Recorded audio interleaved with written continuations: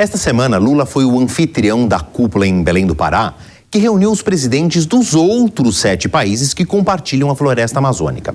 A reunião terminou com um ambicioso compromisso de preservação. Só faltou os líderes combinarem quando é que isso vai acontecer. Os termos ação conjunta e indispensável, urgência e sequestro de carbono aparecem em destaque no documento que encerrou a reunião. Os 8 integrantes da OCTA, a Organização do Tratado de Cooperação Amazônica, criada em 1995, finalmente concordaram em participar de um esforço conjunto regional para combater o desmatamento, evitar que a maior selva tropical do planeta atinja o ponto de não retorno, ou seja, existe o risco da floresta passar a emitir mais gás carbônico do que absorve, agravando e muito a mudança climática. O presidente do Instituto Brasileiro de Proteção Ambiental, Carlos Bocuí, destaca a necessidade de ações de impacto o quanto antes.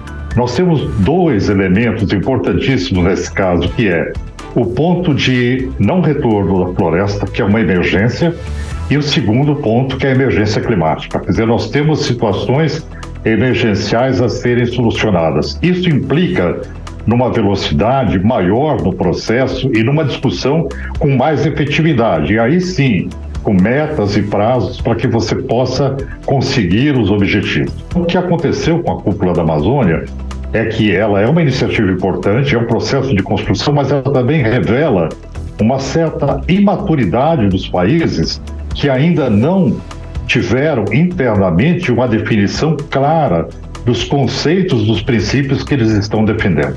Lula reafirmou o compromisso do Brasil de erradicar o desmatamento na Amazônia até 2030, região que abriga cerca de 10% da biodiversidade do planeta. O presidente brasileiro apresentou com orgulho dados que apontam uma redução de mais de 40% do desmatamento nos primeiros 7 meses de seu governo. O ambientalista Carlos Bocuí, porém, insiste que a manutenção da mata nativa deve ser 100%. É possível se obter um estado de desmatamento zero se houver vontade política de enfrentamento de determinadas situações. Por exemplo, se comprova que 76% do desmatamento se deve à ampliação da criação de gado na Amazônia e grilagem de terras. Ou seja, você tem que combater esse tipo de criminalidade com muita força e com capacidade política de enfrentar esses setores. Segundo estudos do Ministério Público, em 3 anos, pouco mais de 3 anos, você pode derrubar 80% do desmatamento. A margem para crescimento da agricultura, da pecuária brasileira é grande, porque você tem um território imenso. O que não se pode admitir é que esta prática ocorra em cima de territórios de floresta, não é? Porque a floresta ela tem o seu espaço garantido nesse processo e necessário. O Brasil precisa das florestas como elemento de sequestro de carbono.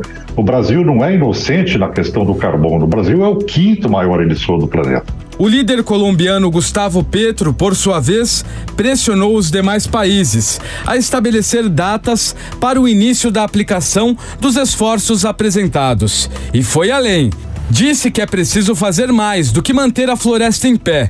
Ele defende abandonar o carvão, o petróleo e o gás completamente num futuro não muito distante. E quanto mais audaciosas as propostas, mais caras serão as soluções. Lula sabe disso e jogou a conta para os países ricos.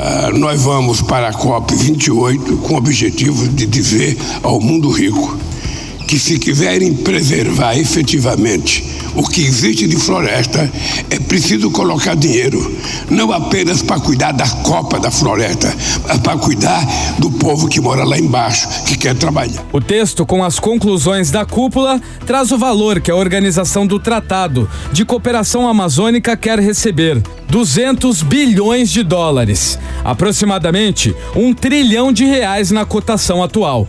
E neste item, os prazos que tanto foram questionados nos 2 dias de reunião ficaram bem claros. Espera-se que todo esse dinheirão aí entre na conta do fundo até 2030.